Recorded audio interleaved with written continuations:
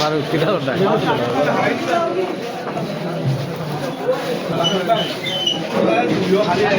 कोई बात नहीं भाई।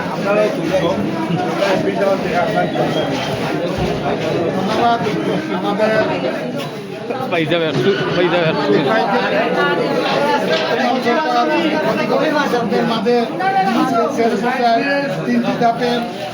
প্রতিটা কৃষকদেরকে 3টি ধাপে 3000 করে এবং 15 কেজি করে চাল দিয়েছে। আমি কমলগঞ্জ শ্রীমঙ্গলের যিনি সংসদ সদস্য এবং মাননীয় প্রধানমন্ত্রী জনাব তারেক রহমান সাহেবকে আমরা ধন্যবাদ জানাই। কৃষক বাঁচলে দেশ বাঁচবে, এই যে একটা উদ্যোগ, সরকারের উদ্যোগকে আমরা স্বাগত জানাই।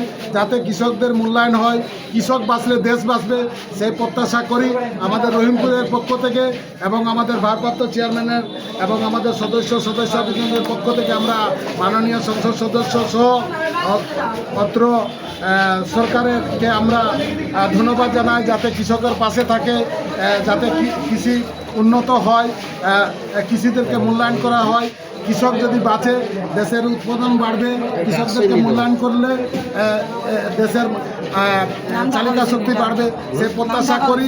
যাতে কৃষকদের মাঝে আরও ভালো কিছু দিয়ে যাতে কৃষকদেরকে বাঁচিয়ে রাখে, আমাদের যাতে কৃষি পণ্য আরও বৃদ্ধি পায় সে প্রত্যাশা রেখে আমার সংক্ষিপ্ত বক্তব্য শেষ করলাম। ধন্যবাদ জানাই আমাদের গর্ব যিনি আমাদের অত্র ইউনিয়নের আমাদের সমাজকর্মী ভাই আমাদের আব্দুল বাসিদ খানকে আমাদের এই চিত্রটি তুলে ধরার জন্য।